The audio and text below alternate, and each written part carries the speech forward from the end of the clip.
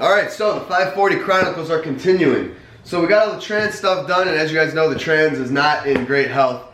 But we're going to look past that and do everything else that still needs to be done to this car. So today we're going to be doing a maintenance video. We got a whole lot of stuff to do. Most of my parts aren't here, but we're going to start this video off by doing the lower oil pan gasket. And we're not doing this for the gasket because I don't even think the gasket leaks. The reason we're doing this is because if you're familiar with M60b40s, they like to eject their oil pump bolts. So if you've ever owned one or you've ever, looked up, the common issues with one, and I didn't even realize this until I, just looked on the internet not too long ago. So these things like to shake their oil pump bolts loose, and then you'll lower your pan and you'll find that you have 5 to 7 bolts laying in the bottom of your oil pan, which is not ideal. I'm actually happy I'm doing this because it turns out it actually does leak kind of bad, this lower pan gasket, which based off the rest of the neglect on this car, I'm hoping doesn't mean that the previous owner tried to do this, because that means something will surely be messed up. Oil level sensor off, and then just like an oil change, we're obviously going to drain this oil, and let's hope that doesn't look too bad. As I said, when I bought this car, I actually bought it and it was like 2 quarts low, which is not what you want. So I'm gonna let this drain. Once it's drained, we are gonna slide this. Actually, that can stay where it is, I guess. We're gonna start going around doing all these bolts. They're all 10 millimeters. Just gonna go around. I'm not gonna use an impact or anything. These break really easily. I'm just gonna do it by hand. Pull all of them off. There's a ton of them. And then lower this pan and see what we got down there.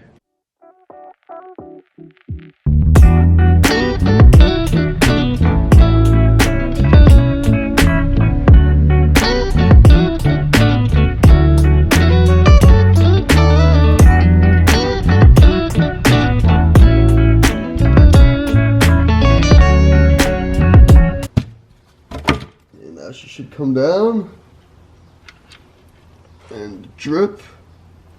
And we got two bolts down here. That's actually pretty good. Most of these cars that I've seen people do this job on have like 5 or 6. So yeah, we only got 2. And if you don't know, so those are the oil pump bolts.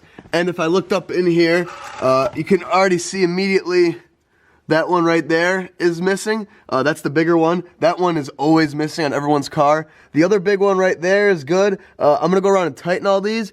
And then from there, it's the ones, I'll get you a better shot, but it's the ones in the back. So then the small one is probably one of the ones from the back.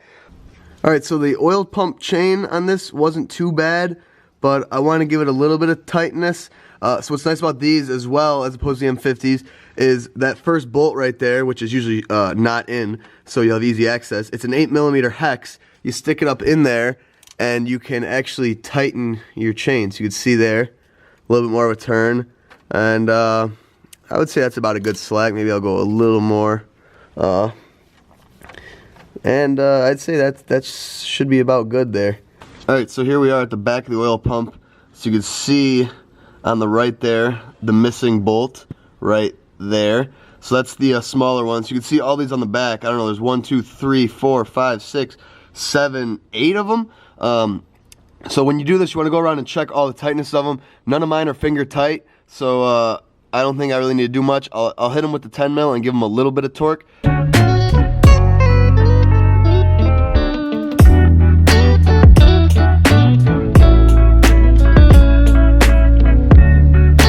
So shout out to M539 Restorations. If you guys watch me, I'm sure you watch him as well.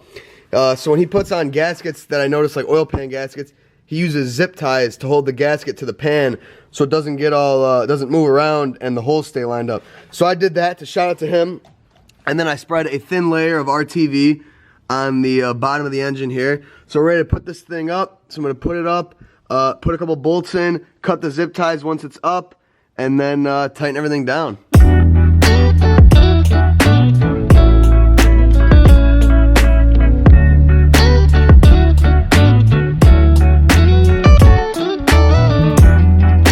Alright, so I was going to put the oil in it, and surely enough, I had the wrong oil filter, which FCP, I'm pretty sure, sold me this as a 540 filter. I had it marked 540, but this hole was too small to go around the filter element. So I had to go to AutoZone and grab a crappy STP that I probably will switch out at some point. But I need this to get for my trip this weekend. If you guys didn't know, I'm filming this at the exact same time as I'm doing the trans stuff, so I just did that. But no leak from the gasket. So now when my parts come in a couple days, we're going to be doing valve cover gaskets, and I think I'll fit that in this video because, you know, a gasket video. And then we'll do a couple other little things, and yeah, so I'll see you guys when those come. Let's pick back up with the 540 maintenance. I'm going to be truthful with you guys. That lower oil pan gasket video, when I filmed that was probably like 3 months ago. So I have not done, I got so caught up with the trans, the wheels, just all the other cars that I have not had the chance to do this. But we're going to continue things, and what we're going to do now is spark plugs, valve cover gaskets, and that's pretty much it. That's about all that this thing, oh, and fuel filters. So that's pretty much all this thing needs. This car has been super solid after I've been fixing all the previous owner's mistakes with electrical and whatnot. So this should be the last group of kind of maintenance we really need to do to this thing. And she should be pretty bulletproof. So I'm going to jump in. I've never worked on the B40, never done valve covers on it. It seems pretty self-explanatory. You got the bolts, you got to pull off on it, obviously the harnesses, the coil pack stuff, and see what she looks like inside. So this shouldn't be too bad.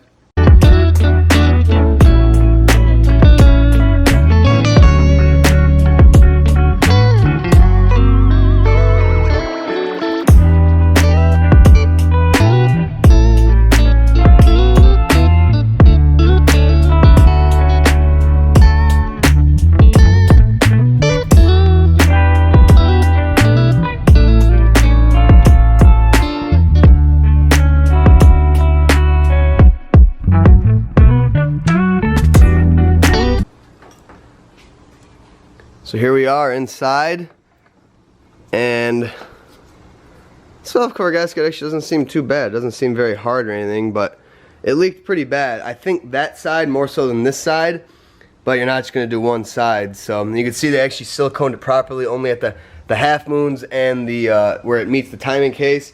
On my M50s, I do the whole thing. I do think on this, I'm just going to go ahead and do where it says to do it, just because I don't want to use all my silicone, and I think that would probably be better off on this motor.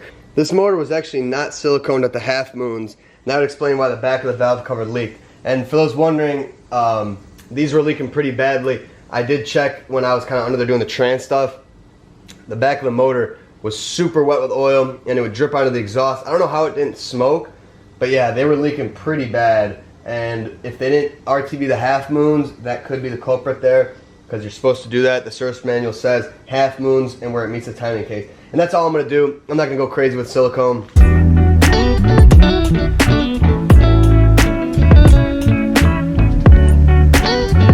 Let's see if this one fits this valve cover.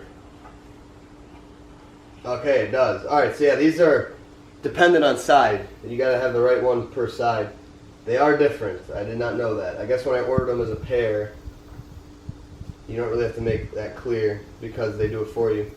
But lay this in here, nice.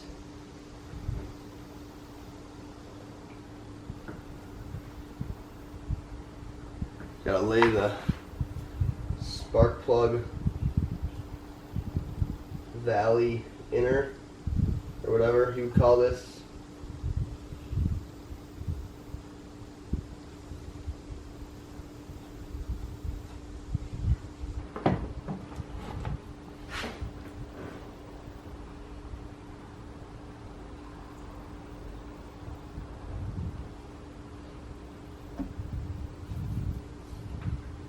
And I forgot when I was ordering all these that you need the grommets, because my old grommets are absolutely shot.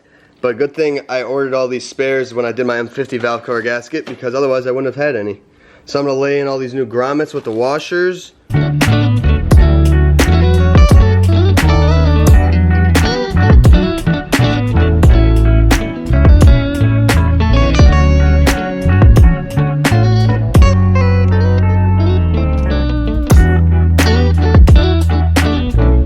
So these aren't too bad. Doesn't look like it was running rich or anything crazy.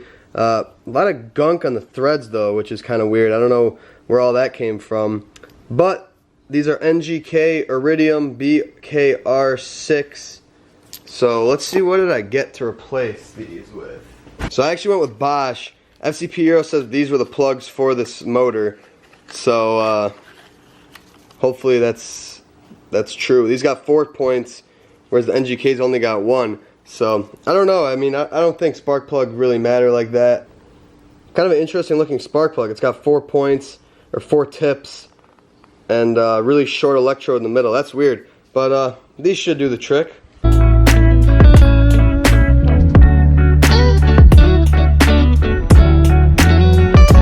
So spark plugs, 18 foot-pounds.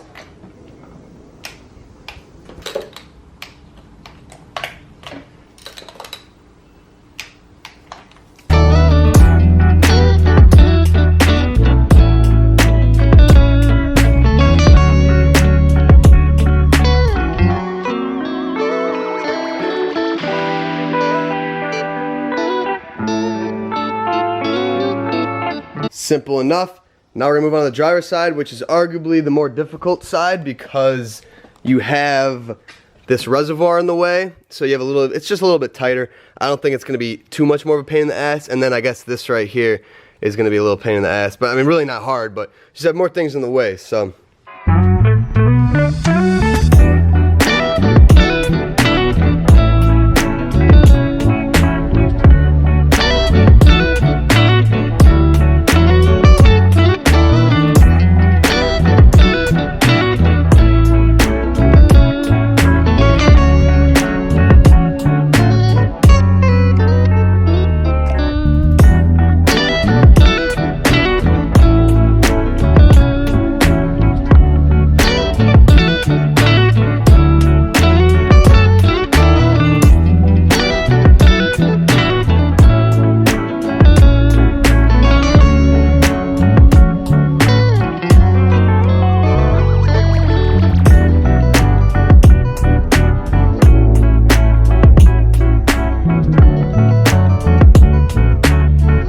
This side looks pretty beat. These look pretty old and rusty and dirty and dingy. So this car will definitely enjoy new spark plugs because these are shot.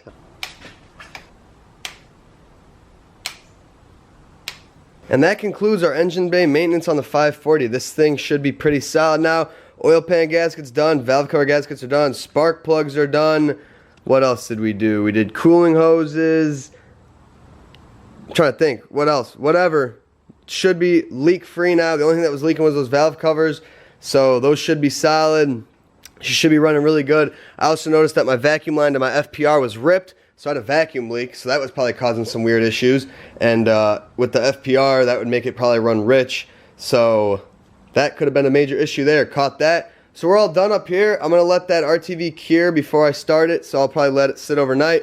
But now we're going to move on to the back of the car and we're going to tackle the fuel filters on this thing. So if you guys don't know, the V8 E34s have dual fuel filters. Same location as all the other E34s, but we got 2. So I'm going to jack this thing up, hop under there, and we're going to do some fuel filters.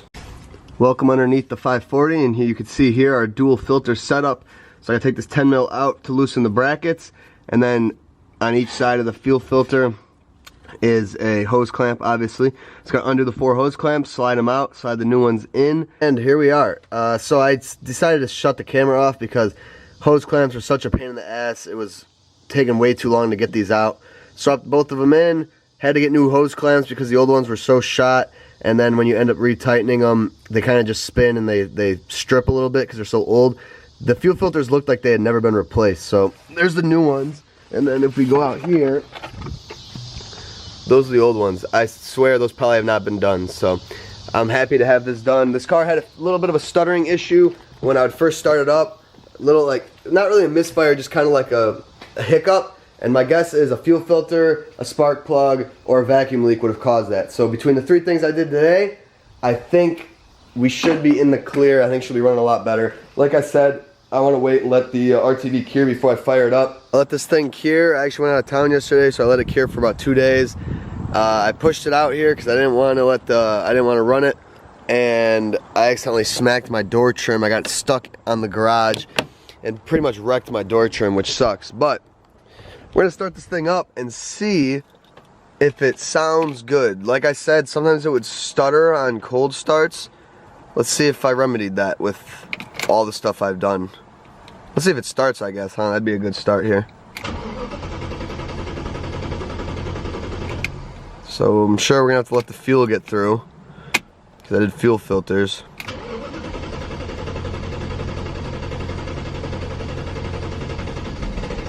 There we go.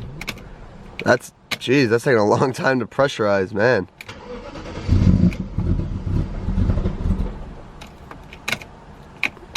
That's weird.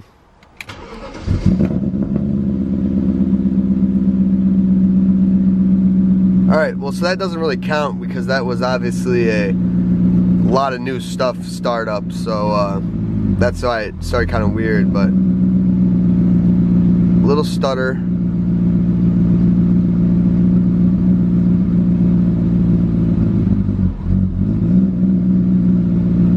It still stutters a little bit on a cold start, which is weird. No, she's running pretty good.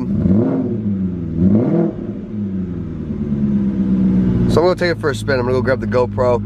We're gonna go rip this thing and see how she drives. That idle stutter is really weird. It goes away after it idles for like 30 seconds, so I'm not really sure what's that about. I'm not gonna worry about it though, because there's no issues when actually driving, so. And we're off. Let's see how this thing drives. It's all warmed up. It actually threw a O2 code random when it was idling. I turned it off, stomp tested it, got the 1212, and turned it back on and it's gone. So this car's been throwing that code randomly ever since I got it. It, like, if you floor it on the highway, it'll throw the code, and then you floor it again and the code will leave. So I really don't understand why. I don't know what it could be. I kind of want a vacuum leak, or vacuum leak. I want to smoke test this car and see if there's a vacuum. Well, a vacuum leak test is what I was going to say. So same thing. I want to see if there's a vacuum leak, and I feel like there could be somewhere, but the V8 vacuum system is a little more confusing to me. I haven't really studied it. I don't really know it. I can look it up, and I'm sure I'll figure it out. So maybe I'll do that when I get back and make sure. But otherwise, I do have spare O2s for it. But am I gonna get on there and do those? Not right now, because if the code doesn't stay, then I think it's a fluke. Wow, this car feels really good. Well, except for the brakes. The brakes are.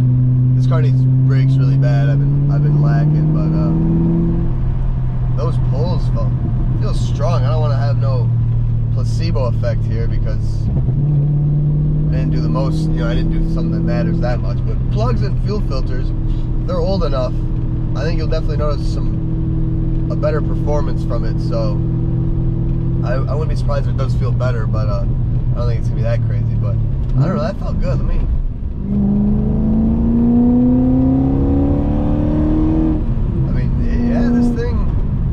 This thing pulls when you get like 3 grand. I mean, it feels good below 3 grand because the V8 torque, but like, you actually really feel it higher in the revs. Obviously, it feels damn good. I'm pretty hyped here. It's running good, no codes, so I think we're good here.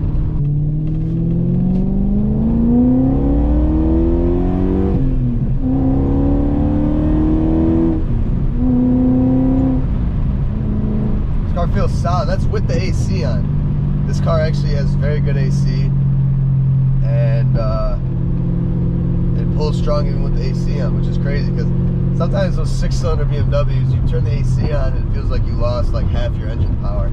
Like M50s, oh my lord, don't even get me started. Even the S52 and the S54, noticeably slower with the AC on. This thing, I don't know, it feels not too bad with the AC on. But I will say, I've been really wanting to compare this car to an E46 M3, because I'm pretty sure an E46 M3 will beat it, but driving both of them back to back, this car honestly feels like pretty good. Like, it feels like it would keep up with an E46 M3. The horsepower numbers are kind of there. E46 M3, 333 crank. I want to say this is think only like 286. But between gearing and weight differences, which I don't think there's much weight difference. I think those cars are pretty similar in weight. But I don't know, I feel like it'd actually be kind of a decent race. So I want to do that, and I will probably do that. Let's turn the AC off. Let's see. This car feels great. Like, it feels awesome. I love driving this car. This is such a fun, it's such a hard car to not drive stupid, man. Like, when I tore my motor mounts, Christian was like, well, let me guess, you can't stop, you know, redlining the thing. I was like, dude, you know it, man. Like, the 540 guys know it. It is hard to not drive this thing like an idiot. I don't know what it is. Well, I know what it is. It's the V8 noises, but like, damn.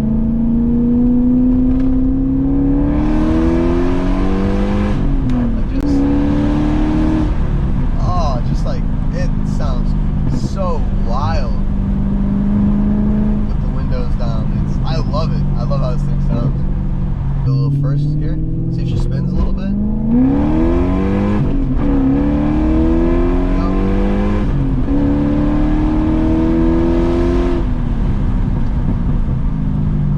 Like that. This thing is crazy. These cars are so much fun. I literally never understood the hype about a 540, right? I was like, who cares? It's the same car, M50 best motor. And M50 is still the best motor. It always will be. But damn, are these V8s fun in these cars. Like, it's a totally different beast. And that's why it's such a good daily, because it has just enough nice power to, you know, have fun, but it's still, you know, stock. It's still not a turbo car like the Calypso where it's all crazy modified and whatnot. So I'm gonna take this thing back to the house. I'd call it a success. She's running fantastic. No codes, no stuttering, no nothing. And then I'm gonna actually make sure the valve cover gaskets obviously aren't leaking. So we'll check that, and then we can call this a success. Well, I got it back. I'm looking around and it doesn't appear to have any valve cover gasket leaks. She's running great. So I'm pretty happy. I'd consider this job a success. And I'm really pleased with where the 540 is ending up. You know, this car, I bought it not running, very, very rough condition. Body-wise, it still needs a lot of love, but it's on nice wheels. It runs solid now. I fixed a lot of the previous owner's mistake, and it's a solid runner. It's been a super solid daily. Yes, I know I posted a couple videos of it breaking down on me, but like I said, some of those were previous owner's errors, and some of that stuff was just neglected maintenance. So I can't really be mad at the car. I'm not mad at the car. It's been a great car to me. The B40 makes it a super fun car, and I'm still gonna make a video about why this is such a great daily. But for now, I hope you guys enjoyed this video. A little maintenance on that car. I'm kind of working on, like, it's been a while since I've done like maintenance work, and I'm trying to kind of better it, make it more enjoyable to watch. So better camera angles, more time lapse, and kind of just cutting out like stuff that doesn't really appear to be much. You know, I'm trying to keep it like stuff that you can actually visibly see me doing. So like if it's the camera, if I'm like way down in the engine bay, you can't see anything, I'll just not include it because it's kind of pointless. So I'm kind of working with that. I hope it was enjoyable to watch, as enjoyable as watching someone work on a car can be. Thank you guys so much for watching. I hope you enjoyed, and I'll see you in the next one.